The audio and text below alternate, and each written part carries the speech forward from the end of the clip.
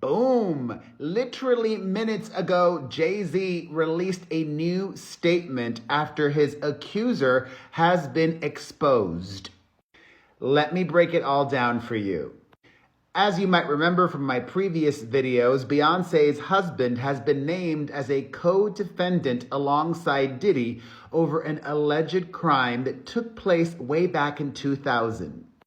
A woman claims that she was 13 years old at the time, went to an MTV VMAs after party, and was graped by both Diddy and Jay-Z. Jay-Z immediately responded to being named in the lawsuit, saying that it was a shakedown, it was blackmail, it was extortion, and he was not going to pay up because he was innocent. And it seems like that might be the case. Jay-Z today says, quote, "Today's investigative report proves this attorney, Tony Busby, filed a false complaint against me in the pursuit of money and fame. This incident didn't happen, and yet he filed it in court and doubled down in the press. True justice is coming. We fight from victory, not for victory. This was over before it began. This 1-800 lawyer doesn't realize it yet, but soon." So what report is he talking about? Let me explain. Tony Busby, as Jay-Z mentioned in that statement, is the lawyer representing this anonymous Jane Doe. He is the Texas attorney who is filing 120 individual lawsuits against Cassie's ex-boyfriend. This particular suit, filed in New York, is the first time that a co-defendant is named.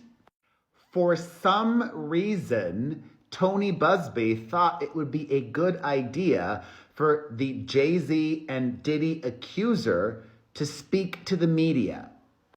So this week on Wednesday, she sat down with NBC News, and they are protecting her identity, but they questioned this woman. And in doing so, a lot of big discrepancies came up. It might be game over for her. The first huge red flag for me is we now learn that this young woman, 13 years old at the time, was living in Rochester, New York. Do you know how long it takes to drive from Rochester to New York City, where the VMAs were held that year, where at an after party she alleges that this grape happened? It takes over 5 hours. Look, I just looked it up. 5 hours and 20 minutes. Insane.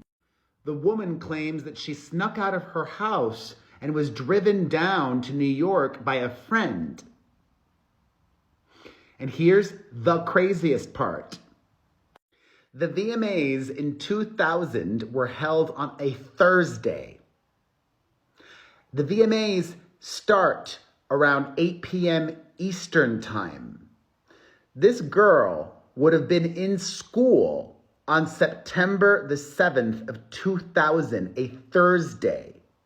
She would have had to miss school that entire day.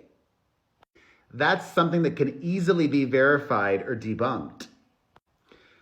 Additionally, her family would have noticed her missing.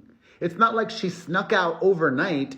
She had to have snuck out in the middle or beginning of the day to make it in New York City in time to go watch the VMAs.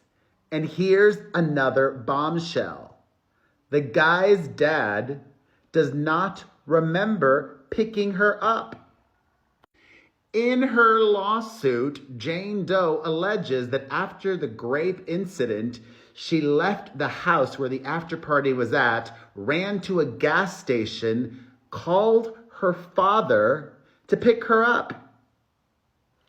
Her dad does not remember picking her up. And did she just wait at that gas station for 4 hours for her father to get there? Something is not adding up. The math ain't mathing, as they say. One of Tony Busby's attorneys gave NBC News the name and birth date of the friend she alleges initially drove her down to New York City because she was 13 at the time and couldn't drive. And it just so happens that that friend, who was 20 at the time, has since died. Okay. Her own father says that he did not learn about all of this until this week, and says about going to pick her up from Rochester to New York City, quote, "I feel like I would remember that, and I don't," says her dad. "I have a lot going on, but I mean, that's something that would definitely stick in my mind." The woman's dad says he does remember once picking her up in the middle of the night, but he said that it was a local drive, meaning in Rochester, New York. Additionally, while being interviewed with NBC News this week, Jay-Z's Accuser says that at the after party, when she got there, she started chatting with some celebrities like Fred Durst and Benji Madden. A representative for Benji Madden, however, now says that he and his brother, neither of them attended the 2000 VMAs, and that they were both together in their band Good Charlotte on tour in the Midwest at the time. The woman, according to NBC News, also could not provide any further information about the after party she said she attended. Okay. In a follow-up interview today, after that earlier in this week interview, Jane Doe says the following: "Honestly, what is the clearest is what happened to me and the route that I took to what happened to me. Not all of the faces there are as clear. So I have made some mistakes. I may have made a mistake in identifying." Also today, the woman responded to her father not remembering picking her up.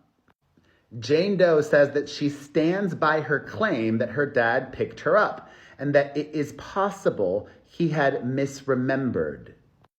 Jane Doe adds, "There are a lot of things, and this is stuff that we argue about constantly," between her and her father. Something he said or did back in New York around that time period, he just doesn't remember. It actually causes a lot of fights sometimes in the household.